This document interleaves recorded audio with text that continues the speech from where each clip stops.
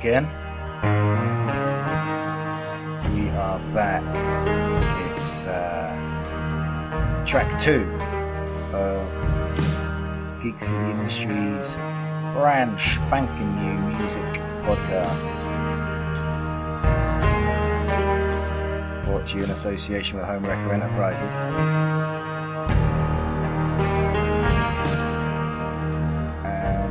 If you listen to track 1, I hope you all really enjoyed it. I really enjoyed making it, just like I really enjoyed making this one.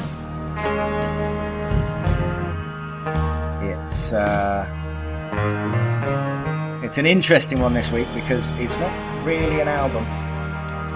It's kind of a collection of B-sides and rarities, the studio floor sweepings basically, but usually those albums are kind of subpar, those collection things, but this one's one of the greats.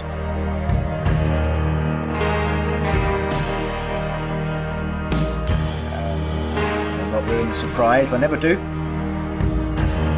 I'll let this week's guest, which is Tommy Lucero, a stand-up comedian from San Diego, who I have never met, never spoken to, but we had a really nice, chilled, easy conversation about his favourite album.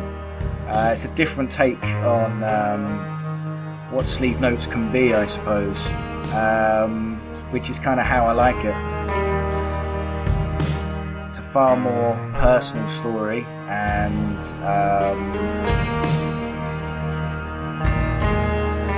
it comes from a very real place. Tommy's definitely lived a life. Well, I've got mad respect for the guy. He's gone through a lot and come out the other side a very, very well-rounded and straight-up guy. Got a lot of time and respect for Mr. Tommy Lucero. Also very funny. So yeah, we'll get right into it. We'll play some ads, some promotional considerations, and we'll come right back with Tommy Lucero's Sleevenotes. Before I go, there's a little bit of trivia, because I'm a sucker for a bit of trivia.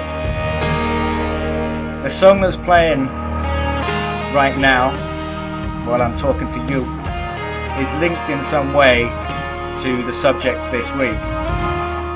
Answers on the Geek City Industry Facebook group, which is Facebook.com/groups/Geek City Industry.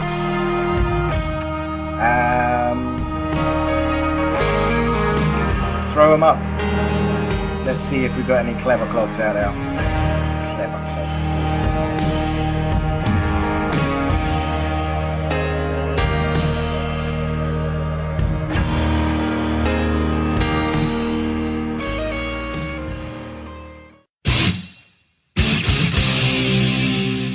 G'day folks, AJ here. When you finish listening to this fucking podcast, head on over to iTunes or Stitcher and check out myself, Lee and Punch on the fucking Bloke Show.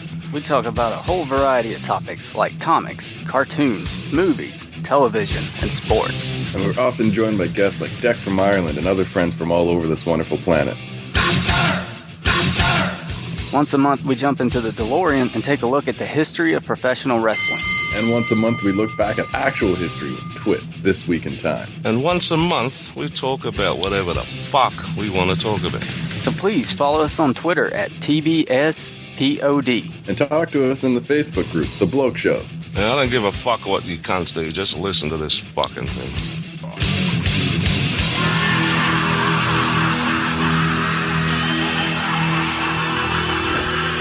Atomic Keys Podcasting Network.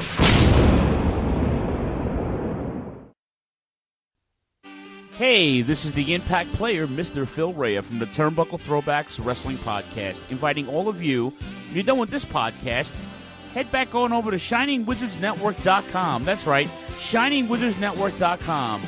You can download the latest edition of the Turnbuckle Throwbacks Wrestling Podcast. We're on iTunes, Stitcher, Audio Boo, Buzzsprout, Geek Life Radio, and every single Wednesday, live, 9 p.m. Eastern Standard Time, on rantemradio.com. So if you want to listen to the current, to the way back, we're the new recognized symbol of excellence in sports entertainment broadcasting, the Turnbuckle Throwbacks Wrestling Podcast.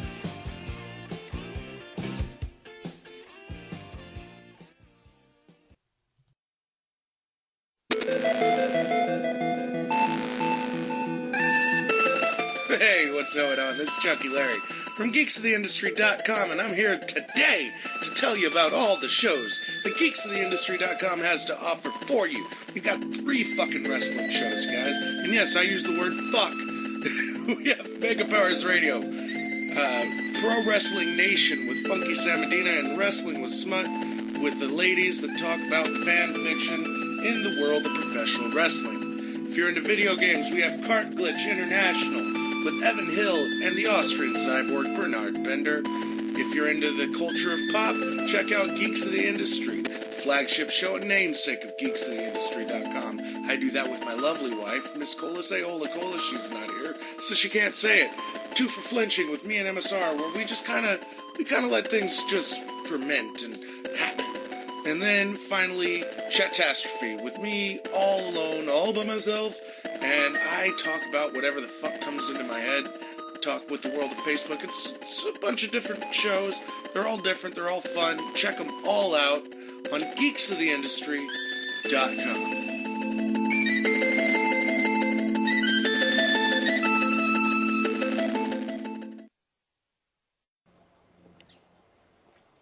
Hi there, folks. We are joined today by Mr. Tommy Lucero, who is a 33-year-old stand-up comedian from San Diego. He is a regular contributor to nugliferadio.com and has toured up and down the States, I'd say, Tommy, as a comedian. Yeah, pretty much, man.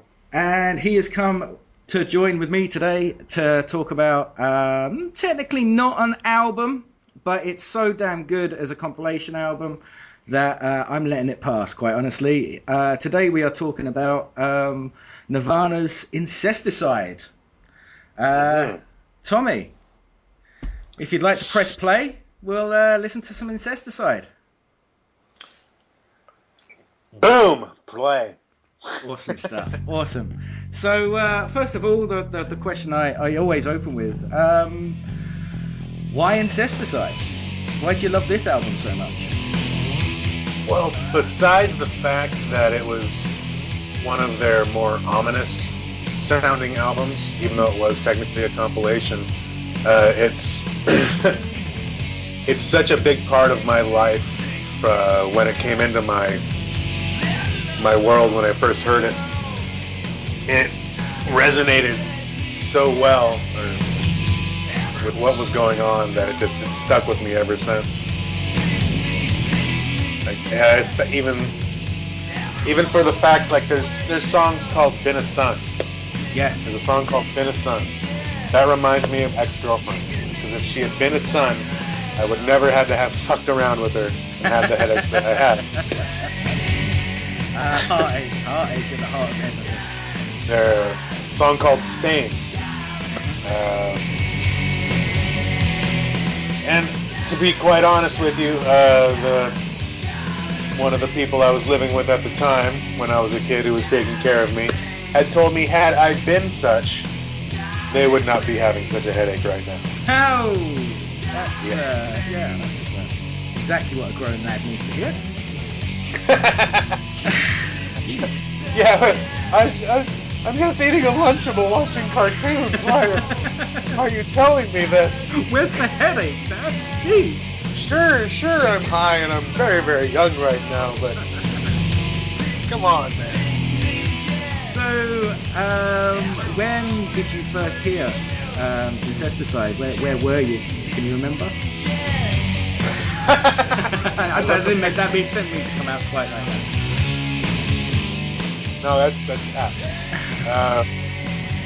well, I was in high school, like freshman in high school, living in San Bernardino, California, and had a pretty big, what I would like to believe, closet habit with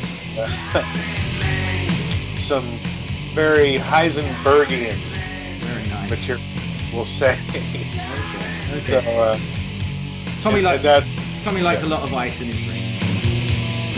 that's hey, but boom. It will be all we do.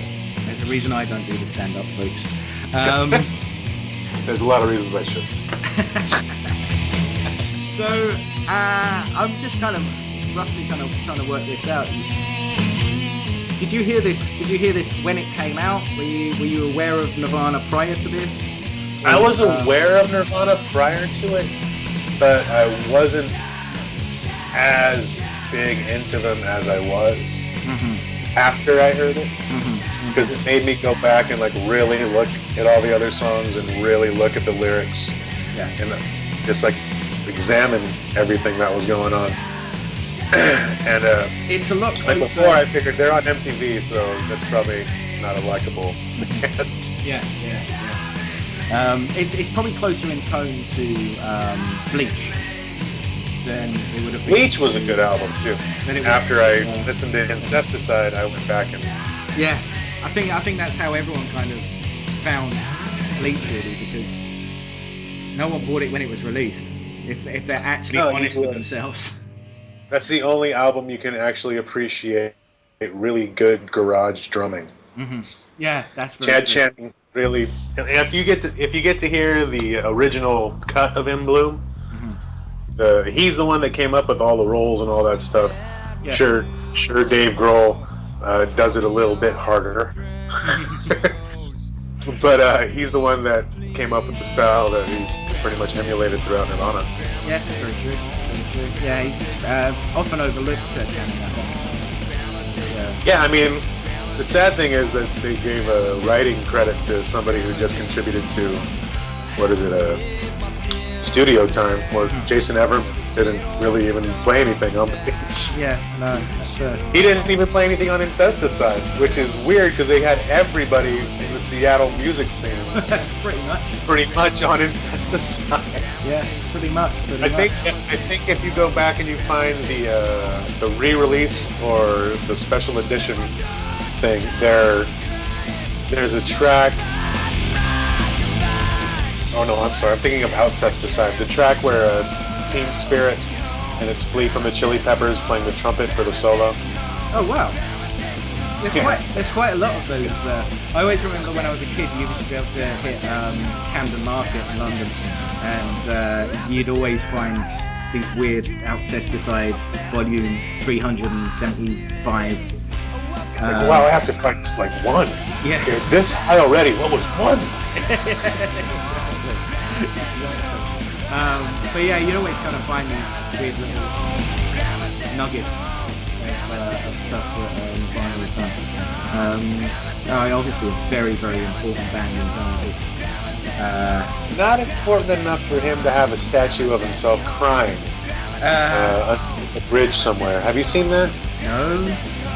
There is a shrine of Kurt Cobain. Unless I was a little bit to the few sheets too many and looked at a fake article again. Because that happens. It's the internet. That can happen. Oh, where God. the day takes you sometimes are weird places. But there was a statue of him. It's crying and he's playing an acoustic guitar. Ooh, yeah, dear. that's exactly what he would have loved to have. Yeah, I'm sure he would have really... He's totally the kind of person. I mean, the guy, he was...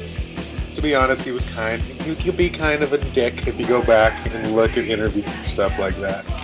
But then again, with that much stomach pains and whatnot, who couldn't be? Well, exactly. Yeah.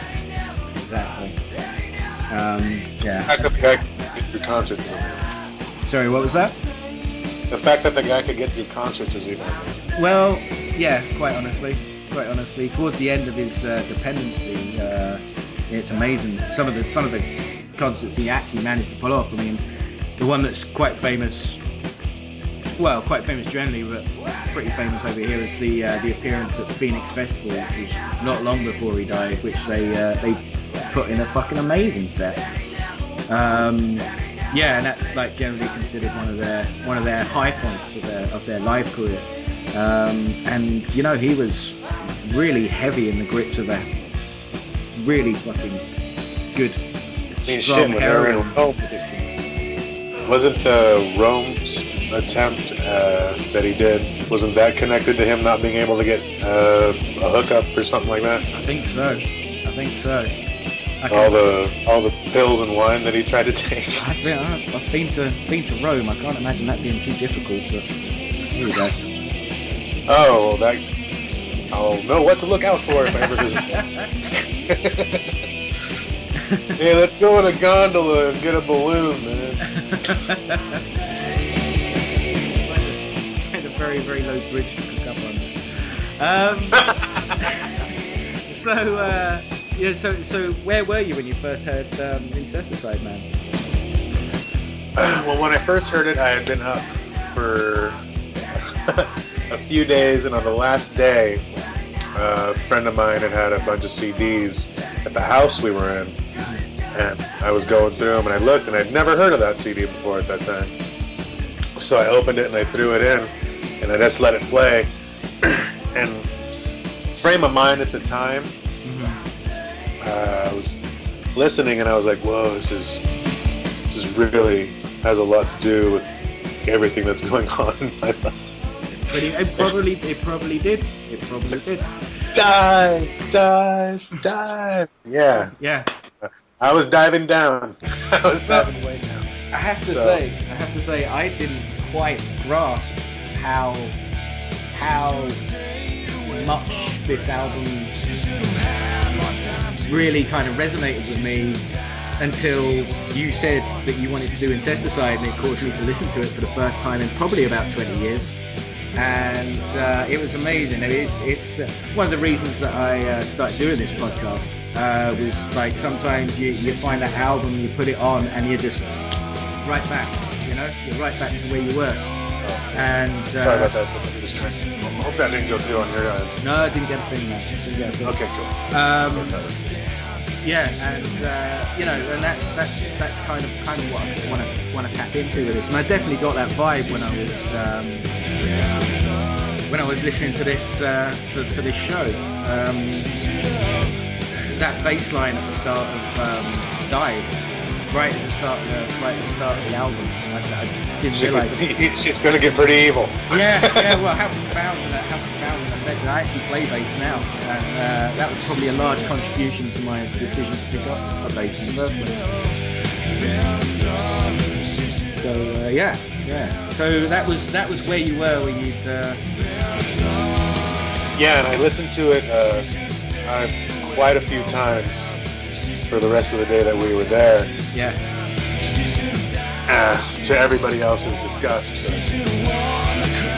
Ever since then, that is one of the few CDs I still own. I needed money really bad when I was going to go out to Texas, and I got rid of a bunch of stuff. CDs being one of them. And that was one of the few that I couldn't get rid of. I had to keep it because just so many memories from when I bought it, because it's the same CD that I bought when I was in San Bernardino still. So it's one of the things that's made it all the way from then to now. As beat up as it is, it still plays. And oh my god, there's still razor scrapes in the CD case. Oh my god. I look at it and I'll just be running my fingers over it. Oh, I was like, that's like emotional scars that I can look at. Wow.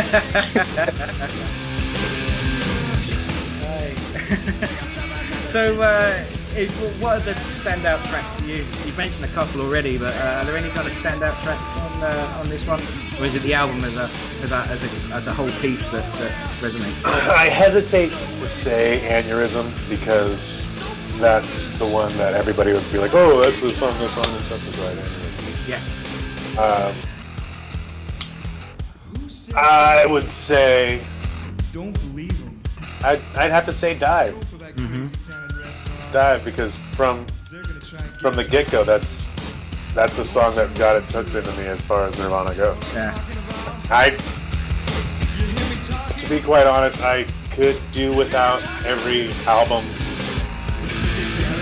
as far as like the Nevermind is I don't really like Nevermind. I could do without it. To be brutally honest, I agree with it. I think In Utero is their... the opus. Yes. That's the opus. Yeah, that's the word I was looking for. Definitely, that's a good word. Yeah, I think In Utero is the album that they had in them. As I say, that's their opus. What was coming next, I'm pretty sure, would have been probably... terrible. I'm going to say it. I mean, you say what you will. When certain people go, it's their time to go.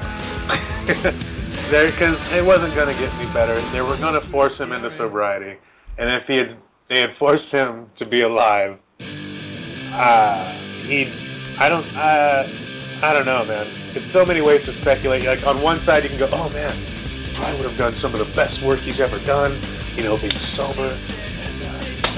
But come on. I think he would have, at the best, he would have completely withdrawn from public life. Yeah, that was the direction the guy was going. Yeah. At worst, well, we got what was worst, really, the end of his life. Yeah. But yeah, I mean, well, possibly worse than that, he would have sobered up and become Paul McCartney, whereas he died and became John Lennon. An old woman? He would possibly become an old woman as well. playing really happy versions of Helter Skelter. But why are you smiling that big on that song? That's a much more. That's a more metal song than you know, sir. Yeah. No, I can't get past Paul McCartney playing Helter Skelter with a cheesy grin and a moppy head and a woo. Then when he has him, he has his nice little black suit, the same little black suit that he would wear back in the Beatles days, and he's up on stage, and he's forcing everybody else to wear those fucking suits on stage. Like, come on, man, just be what you are, man. You're a cover band, bro. Don't put your shit now on you're me, getting man. a tribute band. That's even more insulting than cover band in a way. Yeah, very true. But anyway, back to Nirvana. We digress a lot on this show. It's all fine. That's I feel bad. It's what it's here for, man. I'm not a big fan of structure and form. You'll get this as we go along. I mean, obviously, you can't talk about Nirvana and not talk about the massive cultural impact that band had, and yeah, thank God they did. To a much lesser extent, sadly, these days, but up until relatively recently, you could still see a lot of Nirvana's fingerprints in a lot of popular music, I think. Outside of the obvious kind of Foo Fighters being... well, what the Foo Fighters are.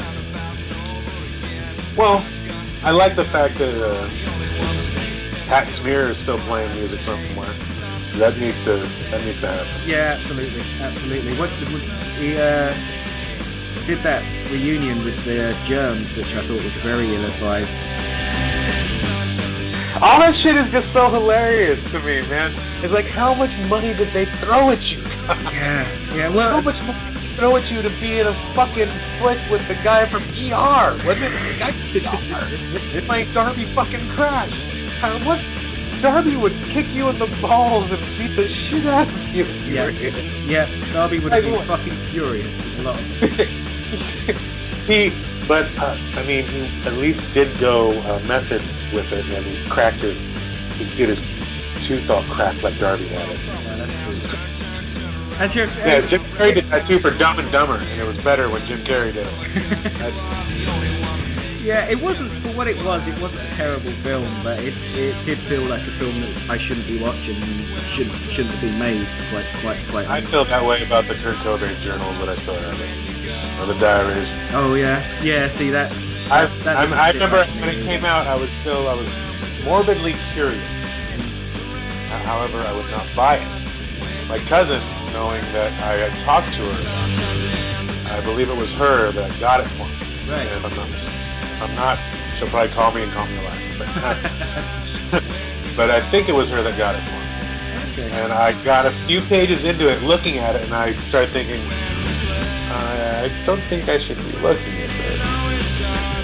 You feel like you're trying. There's like his he's like figuring out his like money for the month and shit like that in it, and that's in there. I'm like, dude, that's just weird. Yeah, no, I don't want to know about the mundanity, the minutiae. Yeah, let me go and take this down to the local used bookstore and let some other weirdo look at that shit. So, was Kurt Cobain an important figure for you? Because he was, for an awful lot of people, he was a very important part of people's lives. I think as far as musically, I was grateful for his contribution, because before that, it was just, and me at that age, I didn't appreciate anything about it at all. The hair metal stuff, anything. Like, I hated it with a passion. And I would just listen to Cannibal Corpse, or I would listen to the Germs, or just stuff like that. Agent Orange, I would listen to stuff like that, and I could never get into anything else that was popular to my friends. And when that came around for me, that particular album, that gave me something to relate with other people more. In a weird and kind of be able to talk to, and I was grateful for all that, because that's what Kurt Cobain's music gave me, was a way to relate with other people, because I had a whole lot going on in my life, so especially at that time, so it was hard for me to find any way to relate with other people, because just had a lot of things going on. Yeah. So, but that gave me a way to do that. And so for that, I was like super grateful. Yeah, it's kind of ironic that the fame was the thing that he seemed to shy away from, and he seemed to hate so much. But at the same time, him being famous and him being, well, Nirvana being such a big band, because you do forget that they weren't just a big band, they were fucking massive at the time. Yeah, they were. Yeah. And he was constantly on a campaign of "we're just a band." Mm-hmm. We're just the guys playing music. We're just a band. Yeah. Like, even he would say we're Black Flag. Just nobody did this when they were around, and they were 10 times better than we will ever be. Well, I can't really disagree with that. That's like one of the things that right on, man. Yeah, but that's the thing. That's proof right there. They are a band that should get 10 times more accolades than Nirvana does, but they don't. And that's the kind of thing that Kurt Cobain would say in interviews. Yeah, like, why don't you give those bands more respect? Because without them, we wouldn't be here. We would why are you off giving the us Pixies? this much goddamn attention? Yeah. I remember thinking that I would see those little interviews on TV when I was a kid, and I remember at the time I'd be like, yeah, that's true. I don't understand. Here, you got a point there, man. But the thing is, him saying stuff like that, as a result, I went and found out who the Pixies were. I went and found out who Black Flag were. And Jesus Christ, that changed everything. Yeah, the Pixies, even today, the Pixies. I've been sitting down learning Where's My Mind for the past couple of days, just because I love that fucking song, just for the fuck of it. Anything like that.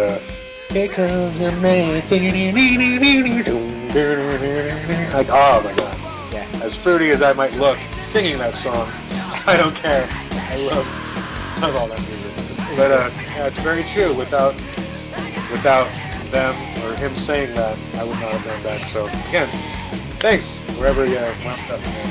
Yeah, absolutely. My grandma would say you're in purgatory still, because.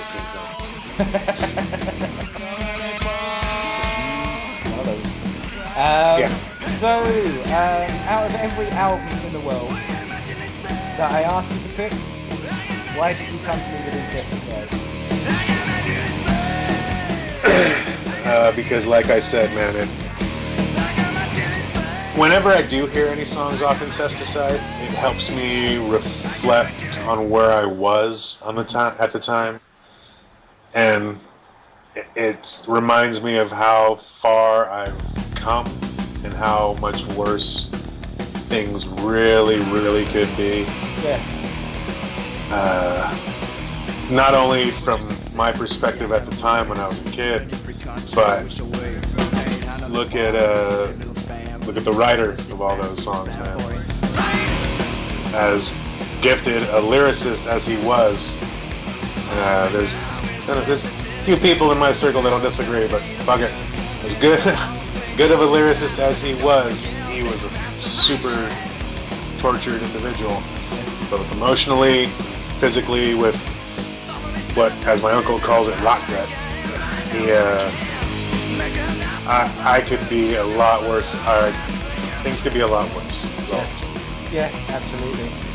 You could be stuck in a house in the middle of a field somewhere in San Bernardino, doing things you probably should not be doing, with a very small supply of it, listening to Incesticide. Well, this is true. This is why it's good to have these and I mean that in the best of ways, actually. It's good to have these little signposts, almost, of points in your life. And as you say, you know, it kind of, it's good to look back and kind of chronicle the journey, almost, from where you were at that point and how far you've come.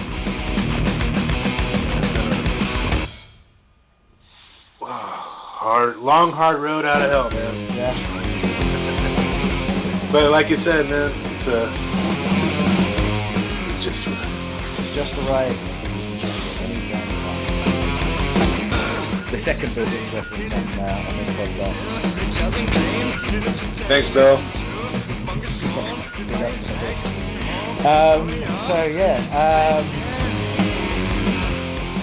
Do you still listen to Incesticide? How often would you say you still listen to Incesticide? Well,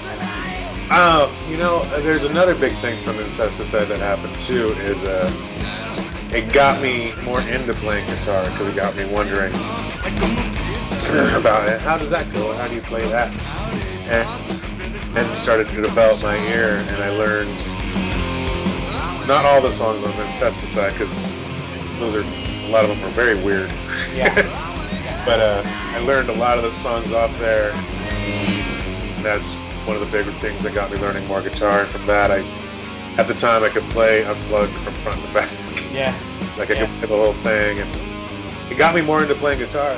Is another thing. Oh, that's cool. I can say that. Yeah. That's pretty cool. Do you still play now? Oh yeah. Yeah. It's one of the only things I need. I hear that. Guitar, hat, keyboard, and pen. Yeah, if anyone took mine away, I'd be happy. Yeah, no, I definitely feel that one. And in fact, that's more than playing Angel of Death on acoustic guitar.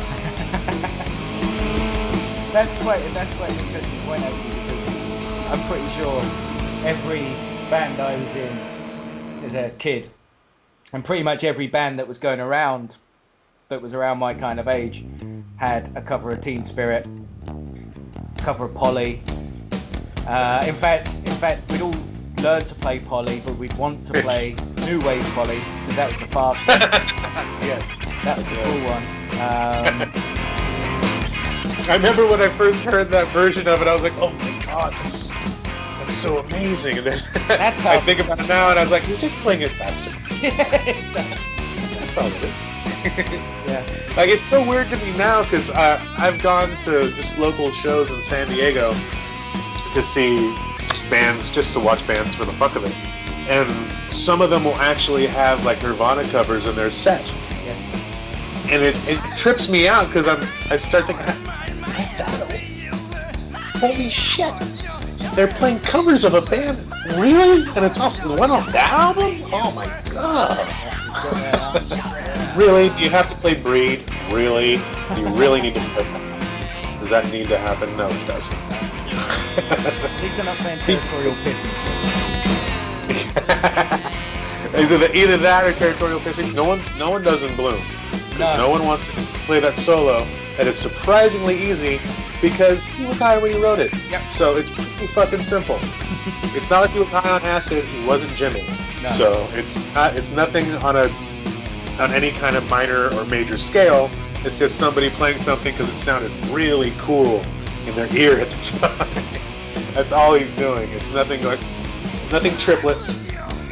No fancy things like that. No. It's just still note progression. That's all it is. You've got one thing that stands out on, well, for me anyway, stands out. There's a sideways reference almost to one of my big musical heroes. 3 of the songs on here are from a John Peel session. I don't know how familiar you would be with John Peel being from the States. John Peel BBC session is as familiar as I am with John Peel. I suppose, you see that on a lot of CDs. Bonus tracks will be BBC sessions for John Peel.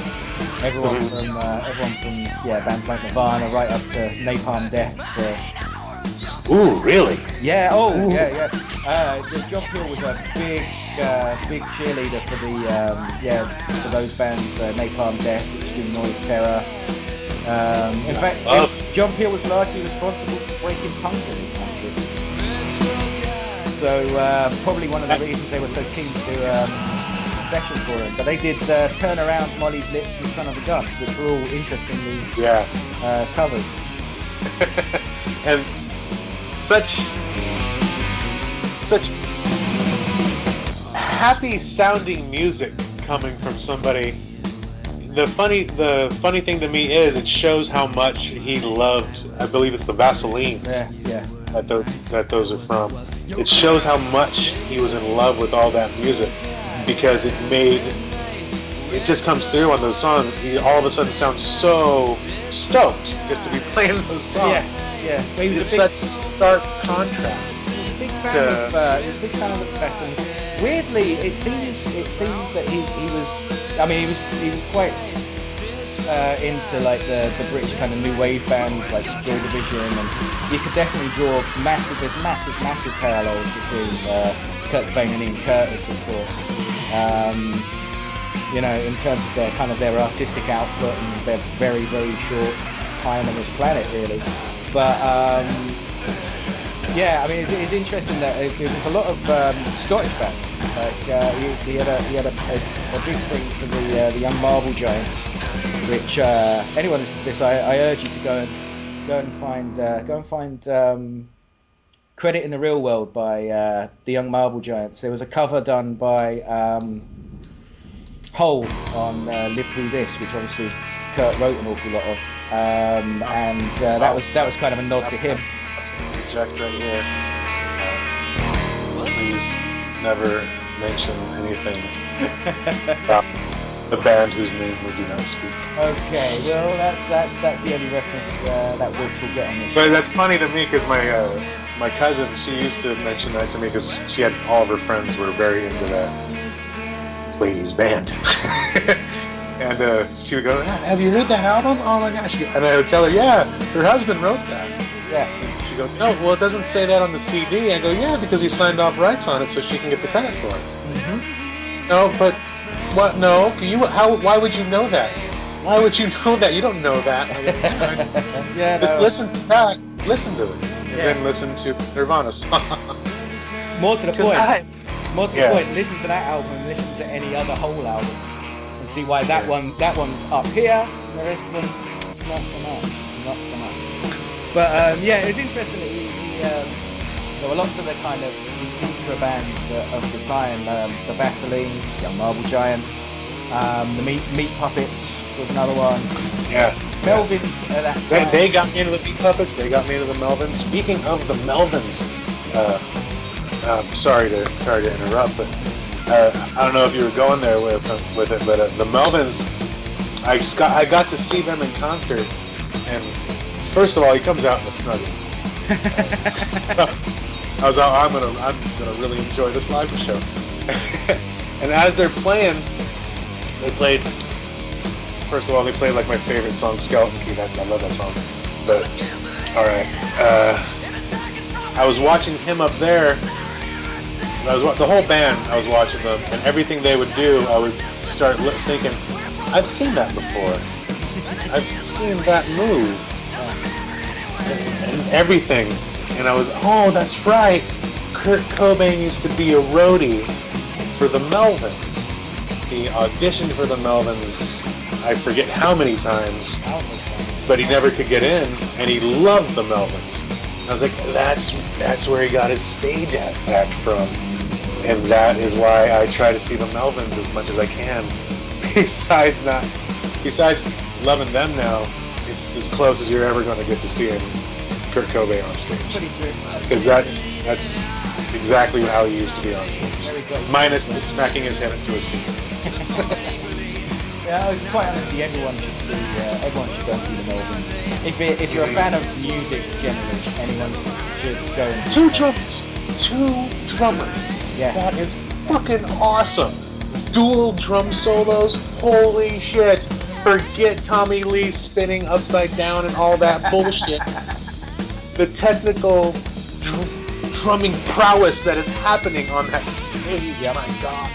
It's so awesome. A friend of mine supported a band you might know called Kylisa. I don't know if you're familiar with them. Kind of sludgy kind of hardcore band. Kind of similar to the Melvins, a bit more melodic possibly. Kind of like cross the Melvins and Mastodon. I suppose that's the best kind of approximation I can think of for Kylisa. But they also have two drummers. And that's one of the few things I like that the Foo Fighters have done. The two drummers. Yeah. But yeah, it was Taylor Hawkins and Dave Grohl going back and forth. And that's badass. Well, a friend of mine was supporting this band, and they were setting up like the two drum kits, and he was like, "This is just fucking ridiculous. This is like double the sound check. This is just bollocks. What is it going to add? For fuck's sake, it's just." You know, they're going to have to keep in time and stuff, so I don't see what they're going to bring to the table with these two drummers. They wouldn't shut up about it. You know, what a waste of time it was. And then they started playing. And it's like, oh, that's what that does. That's because it just sounds massive. And it was a tiny venue, and it just sounds huge. Oh, that's the best. Yeah, absolutely. That is the best. Because the House of Blues I saw the Melvins in, it's a little bit lower of a ceiling than the ones I've been used to. Mind blowing. Yeah. Yeah. So good. That's the best place to see a band like that. I saw them at All Tomorrow's Parties, and it was Melvins and then the Melvins Fantomas Big Band, which was and it's not the biggest venue again. It's just a holiday camp. Over here, and Jesus H Christ, that was quite the show. It's like, I was gonna say, speaking of Napalm Death, I got to see them at a little tiny club that burned down. That used to be out here, but I saw them at this little tiny club, and it was for the Code is Red tour. Mm-hmm. Yeah. My God, I got as close to the stage as I could get to see, as I was like, I know Barney's using a fucking pedal or something on that voice. He's using something. He has to. No, he's just. When I got up there, I was as surprised as when I saw Chris Barnes live. There's no pedal. It's all them. It's all him. Yeah, it's all him. I got so much more respect for all those guys. Like, even speaking of which, Kurt Cobain, his fucking voice. If you listen to some of the yelling on that stuff, you would think that that's doubled up or some sort of something. No. All him. It's all that poor diseased little man. It's all him. Yeah.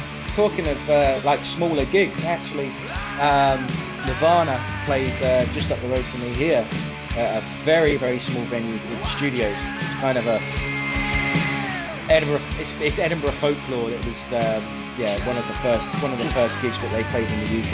They were touring the Toilets, and they played the Studios. I know a fair few people that saw this up and coming punk band from America called Nirvana. And there are two instances I can kick myself for not seeing Nirvana. One, they did a in-store performance in the little community adjacent to the one I lived in when I was a teenager, and I could have gone to see them at an in-store performance with Chad Channing. Holy shit. But I didn't. Yeah. And the other one, I can kind of blame my mom for, because it was on a school night at the sports arena during an utero tour. Oh. And I go, I really want to go. And she had said she would give me the money for it, but then she decided not to because it was a school night. And her excuse for it was saying, oh, Tommy, all those guys are really young.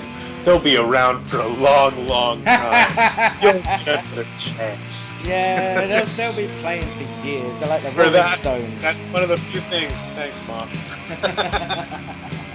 A lot of the other advice has always been pretty right on. That's one of the few things. It's one of the times you dropped the ball. That'd be like telling somebody, fuck seeing the Doors at the Hollywood Bowl. Yeah. He'll be around forever.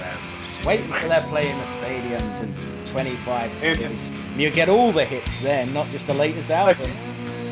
Like, imagine how bad the one guy felt that stayed inside his tent while Jimmy played the Star Spangled Banner and did his whole set. Hey man, you want to get up? Hendrix is on stage. Fuck it, man. I got a hangover. Fuck that brown acid, man. Brown acid. Oh, my skin is still crawling, bro. I'll be right there. So we are nearing the end of our musical odyssey. Anything you'd like to say to sum up the majesty that is Incesticide? Maybe to someone that has... Thank you. Yeah. Thank you very much for there being something out there that I can chronicle a part of my life that I can't largely remember. I'm surprised I'm here, and I'm surprised that I outlived Kurt Cobain. I really am. If there had been somebody doing a death poll at the time, you would have thought I would have been the number one runner. Tommy Lucero was. I could have been. I could very well have been the number one runner at the time, but I love all that music for the fact that I can look back on it and remember and enjoy a lot of memories about people that aren't here anymore, memories of people that aren't ever going to see the outside world beyond a correctional facility anymore. It brings up a lot of memories, man. I'm really grateful for it. And for that, I want to say thanks, Kurt. And thanks, Chris Novoselic. And thank you, Dave Grohl. Thank you, Dale Kroger, I believe. Thank you, all of the Melvins. Thank you, Chad Channing. Thank you, Jason Pepperman, for paying for that studio time that they recorded at least 2 of those songs in. Yeah, man. If you ever want to listen to something what my life sounded like when I was that age, listen to Incesticide. That's a good shout. All that anarchy and chaos. That was my life. To many of people's ignorance about the situation, that was my life. Well, you know, like I said before, man, it's good that there's something there, a signpost, possibly even a warning sign to a certain degree. That, like you said, it could be a lot worse. Yeah. To at least 2 people whose names I will not say, rest in peace. They did not make it. Well, we've got a couple of minutes left on here, so if there's anything you wanted to plug, put out, then now's the time to do it, my man. I will be at Winston's in Ocean Beach in San Diego coming up very shortly. Hit me up on Facebook to see my dates. Tommy Lucero, Tommy the Roach Lucero. Also at TLUCERO 196. That was the only way I could get my name on Twitter. Hit me up on there, or Tommy_Lucero. That's also a good one on Twitter. Either one of those works. You can get all my show dates on there. It's a lot easier than me trying to remember right now. But I'll be at Madhouse Comedy Club coming up very soon, Winston's, and Randy Villarba's show in TJ's Pub in the Santee. I'll be there pretty soon. Very cool. Well, I think I just damn near blew a fuse trying to remember that. You need to get yourself an agent, man. You wouldn't have to remember these things. NugLifeRadioshow.com. Hit up Nug Life Radio. Hit up my good buddy Russell Brock on Twitter. My buddy Matty Mike. All those guys. We all tour together and do shows together. Yeah, man. That's pretty much about it. Well, thanks for coming on, man. It's been an enlightening experience. Thank you for getting me to listen to Incesticide again, because that was also... You're one of the few people that have ever said that to me. And it was a real trip. Like I said, it's one of the reasons I started this podcast. It's one of those albums that I heard the opening notes of the first song, and I was right back to being a kid again. I even remembered that I had a magnetic, an aluminium tape copy of it that I taped from one of my friends who had the CD, and I was right back to putting that in my tape deck, and it being the slightly different tape to the rest, and just all these weird little things that just kind of came back to me when I heard those first couple of notes of Dive. It was a total blast just hearing those songs again and remembering that time in my life. Yeah, absolutely, absolutely. So yeah, thanks very much for coming on, man. And thank you very much for having me. I appreciate it. Oh no, it was an absolute pleasure. And thank you folks for listening, and stay tuned for the next one. Don't drink and drive. Smoke and fly. Yeah.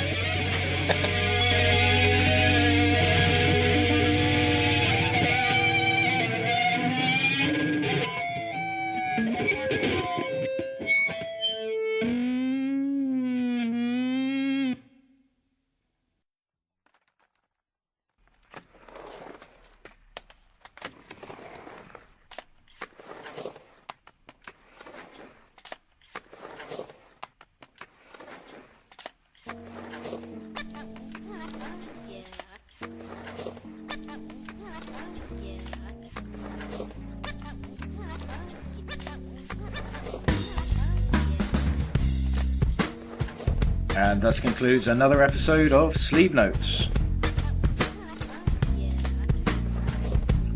Felonious Punk KSC, geeksoftheindustry.com. Remember, if you want to be on Sleeve Notes and tell your stories, then you can do so. You can get me on email, which is sleevenotes, all one word, sleevenotes@hotmail.com. Or you can get me on Twitter, which is @TheSleevenotes. That's @TheSleevenotes. Get in touch. Tell me what your album is. We'll get to telling your story. So, until next time, cheerio.